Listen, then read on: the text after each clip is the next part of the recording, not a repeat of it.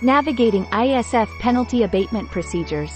Welcome to our video on ISF Penalty Abatement Procedures. In this video, we will explore the steps and procedures involved in requesting abatement or reduction of importer security filing (ISF) penalties. Understanding these procedures is essential for importers who have incurred penalties and are seeking relief. Let's dive in. ISF penalty abatement procedures provide importers with an opportunity to request a reduction or elimination of the penalties imposed by U.S. Customs and Border Protection (CBP) for non-compliance with ISF requirements. These procedures aim to ensure fairness and allow importers to present their case or circumstances in support of penalty relief. The first step in the ISF penalty abatement process is to thoroughly review the penalty notice issued by CBP. Importers should carefully review the details of the alleged violations, the specific penalties imposed, and any relevant supporting documentation or evidence included in the notice. Understanding the basis for the penalties is crucial for building a strong abatement request. Importers should gather all necessary documentation and evidence to support their abatement request. This may include information that demonstrates the importer's compliance efforts, any mitigating circumstances that may have contributed to the non-compliance, or documentation showing corrective actions taken to address the issues that led to the penalties. Engaging a customs attorney or trade compliance professional is highly recommended during the ISF penalty abatement process. These professionals possess in-depth knowledge of customs laws and regulations and can provide guidance on developing a persuasive abatement request. They can review the penalty notice, assess the merits of the case, and draft a compelling argument for penalty reduction or elimination.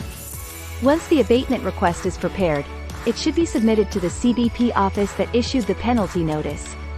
The request should be submitted in writing, outlining the reasons for the request and providing supporting documentation and evidence. Importers should ensure that all required information is included and that the request is submitted within the specified timeframe. After submitting the abatement request, importers should be prepared to engage in ongoing communication with CBP regarding the request. CBP may request additional information or clarification to further evaluate the request. Importers should respond promptly and provide all requested information in a comprehensive and timely manner to support their case for abatement. It is important to note that CBP has discretion in granting or denying abatement requests. Importers should be prepared for the possibility of the request being denied, even if all necessary information and evidence are provided. In such cases, importers may explore other avenues for resolution, such as negotiation or settlement discussions with CBP.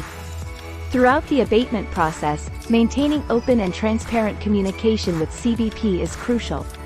Importers should be prepared to discuss the details of their request, respond to inquiries from CBP, and clearly articulate their case for penalty relief. Demonstrating a cooperative and proactive approach can improve the chances of a favorable outcome. Importers should keep in mind that ISF penalty abatement procedures may vary depending on the specific circumstances and the CBP port or office involved. Importers should consult the penalty notice or seek guidance from a customs attorney or trade compliance professional to ensure compliance with the procedural requirements and deadlines set forth by CBP. If the abatement request is approved, importers should carefully review the response from CBP and any updated instructions or requirements. It is important to follow any specified procedures or conditions outlined by CBP to ensure full compliance with the approved abatement request and resolution of the penalties. In cases where the abatement request is denied, importers may consider alternative options, such as filing an administrative appeal or pursuing other legal remedies. Consulting a customs attorney or trade compliance professional can provide valuable guidance on further actions to explore if the abatement request is not successful. It is worth noting that maintaining a strong compliance program and taking proactive measures to prevent future non-compliance is crucial. Implementing robust internal processes, training programs, and regular audits can minimize the risk of incurring penalties and the need for abatement requests in the future. In conclusion, ISF penalty abatement procedures provide importers with an avenue to request a reduction or elimination of penalties imposed for ISF non-compliance.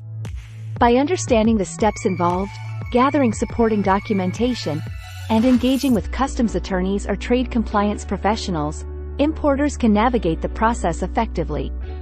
Thank you for watching and stay tuned for more videos on customs brokerage and international trade topics.